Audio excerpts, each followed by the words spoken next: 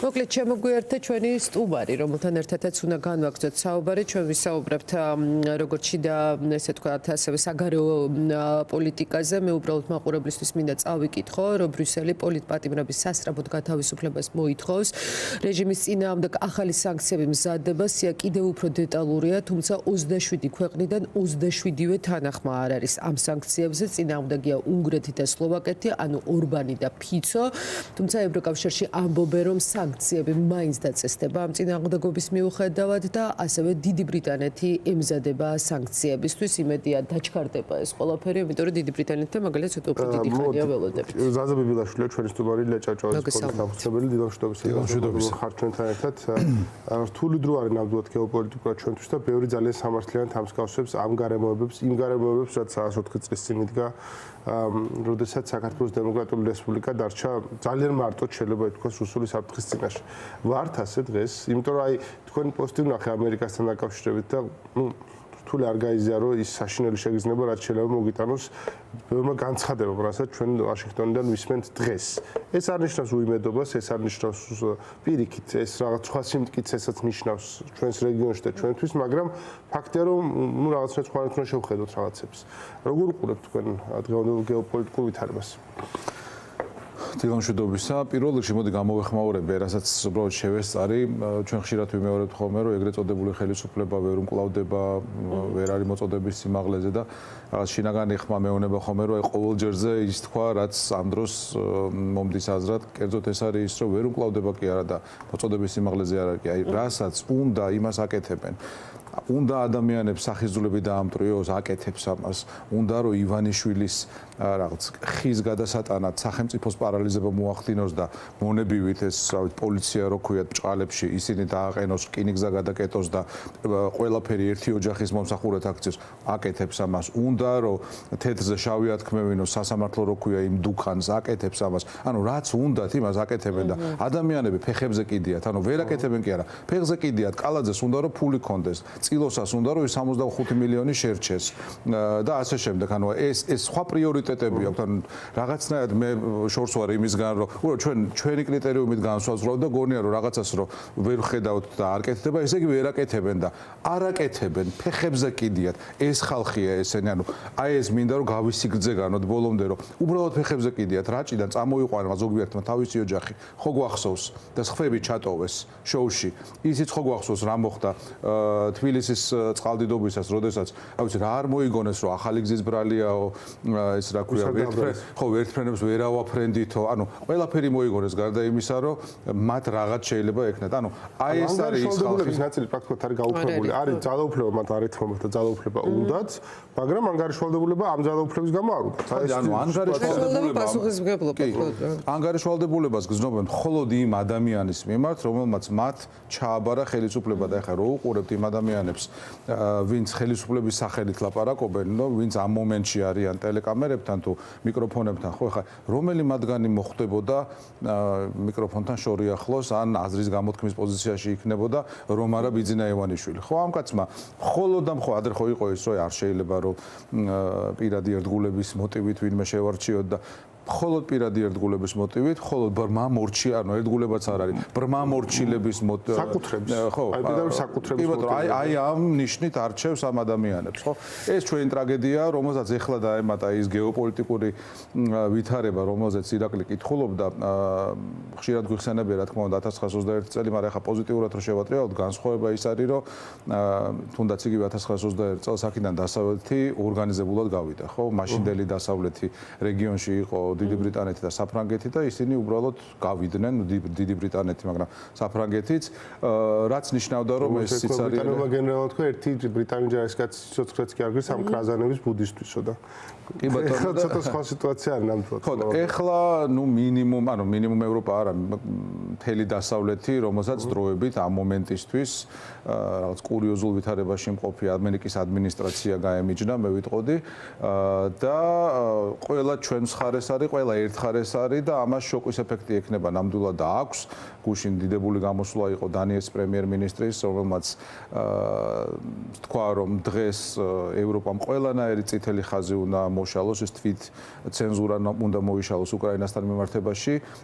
უკრაინას აი ახლა და შემდეგი 2 თვის განმავლობაში ყველანაირი დახმარება უნდა გადასცეს, იქნება ეს ფინანსური თუ სამხედრო, რომ არა მხოლოდ გაძოს, არამედ გაიმარჯვოს უკრაინამ და აღარ არის იმის დრო, რომ რაღაც კონკრეტულ მომავალ ნიშნებს ველოდეთ. ხო, აი ახლა არის ეს დრო და მან დაამთავრა ძალიან იდეალისტური ფრაზით, როდესაც თქვა, რომ გმირები ყოველთვის ვიმარჯვებენ, ხოლო გმირებს თუ არ გაუმარჯვეთ, ესე იგი ჯერ ბოლო არ არის. თუ ბოლოს გმირები ყოველთვის ვიმარჯვებენ, ხო, აი ესეთი რაღაც პოეტური ლამაზი და ნამდვილად შთამაგონებელი ფრაზით. ეხლა რაც შეეხება ამერიკის შეერთებულ შტატებს, პოსტი ახსენე ირაკლი და უბრალოდ აი ბუნებრივად გაჩნდა ეს აზრი, რომ ჩემი თაობის ადამიანებს ძალიან ბევრი რამ გვინახავს ისე დაემთხვა, რომ მართლა ეპოქალურ მიჯნაზე გვიცხოვრია, საბჭოთა კავშირი გვახსოვს, დამოუკიდებლობა 90-იანი წლები, ამდების რევოლუცია. საინტერესო ესე თქვით ეპოქაში მოგვიწია ცხოვრება. კი, ნამდვილად, იმიტომ რომ ხაი რომ მიფიქრია, ხო ახსენებდნენ ადამიანები, რომლებიც აი დაბადებულან და გარდაცვლილან დაპყრობილ საქართველოში, აი მაგალითად საბჭოთა კავშირში, ან სხვა ქვეყნის მიერ რუსეთის იმპერიაში, ხო? ჩვენ ყველაფერი აი ეს ვნახეთ მათ შორის გაჭირვება ძალიან ცუდი და რთული დრო. მაგრამ სულ იყო აი შიგნიდან რაღაც იმედი თუ რაღაცის არა მხოლოდ იმედი, არამედ ცოდნა იმისა, რომ სადღაც სამყაროში არსებობს რაღაც მყარი, სტაბილური, მარადიული ბჭყალებში, რაც არსებობს, აი არსებობის დღიდან 250 წელია, სულ ასე მოდის, ხო? იბრძვის თავისუფლებისთვის, არის გარანტია დემოკრატიის და მთელი მსოფლიოს მასშტაბით პროექცირებს იმ ძალას, რომელიც შემდეგ აი ამ საერთაშორისო წესრიგს ალაგებს. აი ამ ძალამ გამოიწვია ის დიდწილად, რომ საბჭოთა კავშირი დაინგრა, ჩვენი დამპყრობელი ქვეყანა სახელმწიფო ჩამოიშალა და საქართველოს მოიპოვა დამოუკიდებლობა. იმასთან ერთად რა თქმა უნდა, რომ საქართველოს იბრძოლა ამ დამოუკიდებლობისთვის, მაგრამ ეს ბრძოლა თავისთავად მხოლოდ ეს შიდა კომპონენტი ვერ იქნებოდა საკმარისი, იმიტომ რომ თუნდაც ის ძალები, რომლებიც წინ მიუძღოდნენ ქართული დამოუკიდებლობისთვის მოძრაობას, ათწლეულობი იბრძოდნენ ამისთვის, ხო, მაგრამ შესაძლებელი მხოლოდ მაშინ გახდა, როდესაც ამერიკამ დაიკავა ძალიან მყარი და მკვეთრი და ნათელი პოზიცია ამასთან დაკავშირებით. აი ამ ვითარებაში ამერიკა სულ იყო. და ეს არ არის პარტიული, რომელიმე პარტიის მიმართ კეთილგანწყობილი პოზიცია, ხო? ანუ ამერიკა იყო დემოკრატების დროსაც, ამერიკა იყო რესპუბლიკელების დროსაც და გარკვეული პოლიტიკა თავის ჩავარდნებით, თავის შეცდომებით, მაგრამ ყველაფრით იყო გარანტია იმისა, რომ აი ეს წესრიგი, რომელიც მეორე მსოფლიო ომის მერე ჩამოყალიბდა, იყო და თავისი, ვთქვათ, ყველა კომპონენტის და მიუხედავად გარანტიას იძლეოდა მსოფლიოში გარკვეული ტიპის ურთიერთობების შენარჩუნების, ხო? ეხლა რა მოხდა? ეხლა ხდება ის, რაც აი საპირისპირო ხდება იმისა, რასაც ეს პრეზიდენტი ამბობს, ან მაგალითად საუბრობს იმაზე, რომ ეს არის საღიაზრის ეპოქა.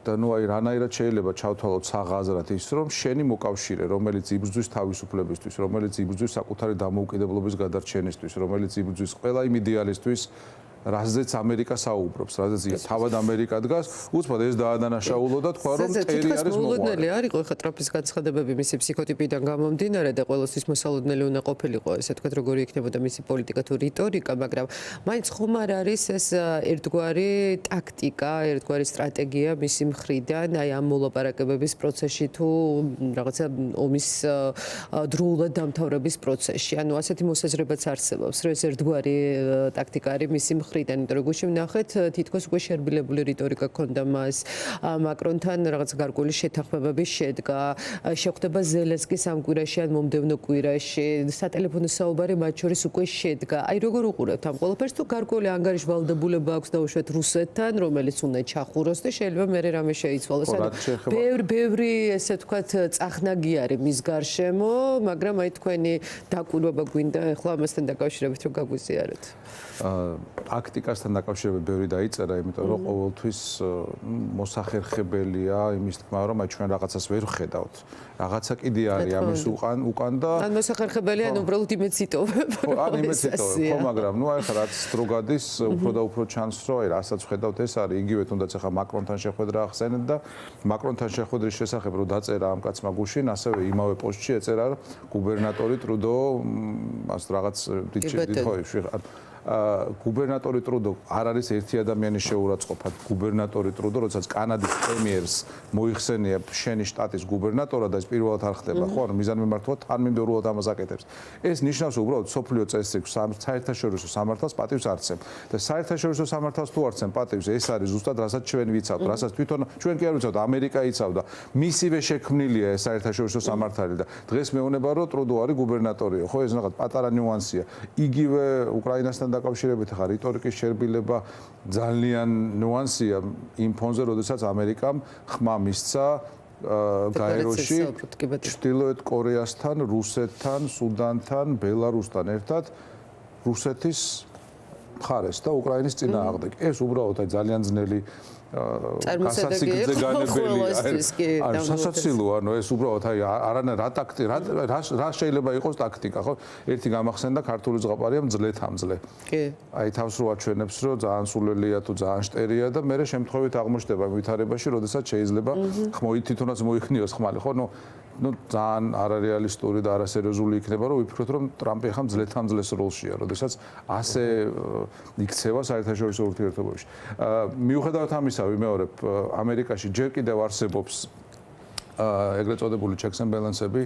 ტიმოტი სნაიდერი რესპუბლიკურ პარტიას ტრიფექტა აქვს, ხო? ანუ თუნდაც ყველა შტოს ეგენი აკონტროლებენ, მიუხედავად ამისა, მაინც მუშაობს. მუშაობს ჯერჯერობით და რაც თავარია, ტიმოტი სნაიდერის დაკვირვება იყო ძალიან საინტერესო, როდესაც მან თქვა, რომ გარკვეული ინსტიტუტები, გარკვეული ძალები მოდიან მოქმედებაში, რათა აი ეს სრულად გაუგებარი ან შეიძლება ვთქვათ ნაწილობრივ გასაგები ქმედებები აღკვეთოს. ანუ ეს არ არის გლობალურ ომის პარტიას ხარ გულისხმობ. არა, სინამდვილეში მაგას იტყვენ ესე. კი, ალბათ ესენი მაგას იტყვენ, კი. ხო, რომ საღიაზე დაიბრუნონ, ტრამპს თავის White House-ის, ანუ თეთრი სახლის ვებგვერდზეც კი უწერია, რომ ოქროს ხანა მოდესო და სინამდვილეში ესეც პირიქით არის, ოქროს ხანა კი არა. მე არ მახსენდება სხვა დრო, როდესაც ამერიკის რეპუტაცია იყო ამდენად ფსკერზე. ანუ დღესდღეობით ამერიკა, ბატონო? ნამდვილად ეგრე არის. ხო, და ეს ამ ადამიანმა მოახერხა ბილი ძალა, ლეგენდარული ამერიკული ბილი ძალა არ შეარ ყოფილა ესეთი დიდი კითხვის ნიშნის ქვეშ, იმიტომ რომ ამერიკამ რეალურად ფასი კონკრეტული განსაზღვრული ფასი დაადო ომში მყოფ ადამიანებთან ადამიანის დახმარებას, რაც წარმოუდგენელი რაღაც არის ნამდვილად დღევანდელი. მარტო ეგრე ყოფილიყო კიდევ ავიტანტით, იმიტომ რომ კი ბატონო, შეიძლება თქვა რომ ვაგზელებ შენ დახმარებას, მაგრამ აი ეს მინდა, მაგრამ ყველაფერი დანარჩენი, რომ ხმას არ ვაძლევ იმას, რომ რუსეთი არის დამნაშავე, რომ ვლადიმერ პუტინის ომის დასრულება უნდა და თუ უნდა ომის დასრულება დაასრულოს, ვინ უშლის ხელს? ჩვენ უშლით ხელს ამ სტუდიიდან?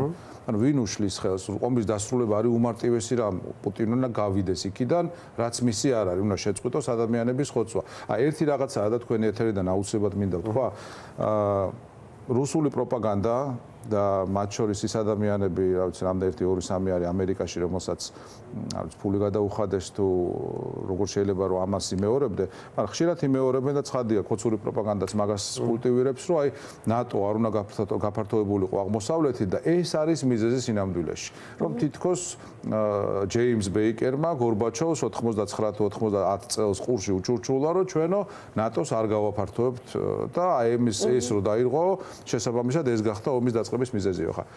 დავიწყოთ იმიდან, რომ აბსურდია, სრული აბსურდია, რომ დღეს მიმდინარე იმპერიალისტური ომი და ყველამ კარგად იცის, რომ ეს არის იმპერიალისტური ომი, ხო, ჩვეულებრივად პუტინი ცდილობს და ცდილობდა დაეპყრო უკრაინა და აღედგინა საბჭოთა კავშირი. ნათქვამი აქვს, ხო, რომ უკრაინა არ არსებობს, ეს არის რუსეთი, ერთი ხალხი ვართ, მათი სახელმწიფოებრიობა არალეგიტიმურია და ასე შემდეგ და ასე შემდეგ. ადამიანი მიზანმიმართულად და თანმიმდევრულად ცდილობს საბჭოთა კავშირის, საბჭოთა იმპერიის აღდგენას. როდესაც ამ ვითარებას შენ ამბობ, რომ აი ამ ყველაფრის მიზეზი არის 35 წლის წინ ვიღაცის მიერ ვიღაცისთვის ყურში გადაჩურჩულებული ფრაზა, რომ ჩვენ ნატოს არ გავაფართოებთ, ეს არც სერიოზულია და არც კეთილსინდისიერი. ეხლა რაც თავარია, ხო, რომც ეთქვა ბეიკერს გორბაჩოვისთვის, ოღონდ ორივეს აქვს უარყოფილი. ბეიკერსაც აქვს უარყოფილი, რომ ეს მოხდა და გორბაჩოვსაც. მაგრამ რომც ეთქვა, იყო მხოლოდ გონთვარსტები გერმანიის ტერიტორიაზე აღმოსავლეთ ჯარების განლაგებაზე, რომელიც ასევე არ მომხდარა, ეს პირობა შეასრულეს ამერიკელებმა. ანუ აქაც არ მოუტყუებიათ სამდვილეში. მაგრამ არის რომც ეჩურჩულა, რომ ნატოს არ გავაფართოებთ, აი რამდენიმე რაღაცა არის, რაც უბრალოდ აბსურდს ხდის და არაფერს არ ტოვებს ამ თეორიიდან, იმიტომ რომ პირველ რიგში ნებისმიერი ასეთ ტიპის ვალდებულება უნდა დადგინდეს და გაიწეროს წერილობით და საერთაშორისო სამართლებრივად გაფორმდეს, ხო? რაღაც კონვენცია იქნება იქ თუ ორმხრივი თუ მრავალმხრივი ხელშეკრულება, რომელსაც შესაბამის ქვეყნები დადებენ, მიიღებენ და აღიარებენ როგორც ვალდებულებას. ეს არათუ არ მომხდარა, ამაზე ლაპარაკიც არ ყოფილა, ხო? რომ მოლაპარაკები იმართება აი ამ თემაზე. არ ყოფილა ასეთი რაღაც არასდროს. მეორე ბეიკერს ხო არაფერს შუაში არ არის სინამდვილეში, ხო? რუსეთისთვის ნატო არანაირ საფრთხეს არ წარმოადგენს. ანუ სასიცოცხლო ხო საფრთხეს ნატო არ წარმოადგენს. ეს კიდე შეფასებითია, იმიტომ რომ ვიღაც ქოცი გვეტყვის, რომ როგორ არ წარმოადგენს და მოსკოვიდან ამდენ კილომეტრში რაკეტები, ნატოს რაკეტები გალაგდება თუ არა და დაბომბავენ მოსკოვს, ეხლა მართ ანუ აი უკრაინაში რო არ დააყენონ, ისე ვერ მიწვევენ. ისე ვერ მიწვევენ და უღონთ სინამდვილეში ხო რა იყო ესე რომ იმპერიალისტური ამოცანები რუსეთს რატო არ უნდა უკრაინაში რომ რატო დაიწყო იმპერიალისტური ამოცანები და სლავურ სამყაროში დემოკრატიული ალტერნატივას არ დაშვება. სინამდვილეში მთელი ამბავი ამაზეა, ხო? იმიტომ რომ რაც მოხდება უკრაინაში, ის შეიძლება მოხდეს რუსეთში. კიდე ერთი რამ არის, ასე ზეჟინსკის დაუწერია თავის დროზე და აბსოლუტურად მართალია. ნახევარი წუთი დაგვრჩა და რაღაც დაერეთ რომ რუსეთი უკრაინის გარეშე არ არის და ვერ იქნება იმპერია. ეს არის საკვანძო. უკრაინის გარეშე თავისი მოსახლეობით, თავისი ისტორიით, თავისი შავი ზღვით და ასე შემდეგ მრავალი რაღაცის გამო რუსეთი აღარ არის ვერ იქნება იმპერია. ეს არის მიზეზი. კი ბატონო, ძალიან დიდი მადლობა თქვენთან საინტერესოა ყოველთვის საუბარი, მაგრამ დრო არ ყოფნის ხოლმე, ამიტომ უნდა დავგვპირდეთ, ესე ვთქვათ, ერთხელ 9 საათზე უნდა მოხვდეთ ჩვენთან პირდაპირ ეთერში, რომ მეტი დრო გქონდეს საუბრისთვის. დიდი მადლობა ზაზა ბიბილაშვილი იყო ჩვენთან ერთად საინტერესო მიმოხილვით.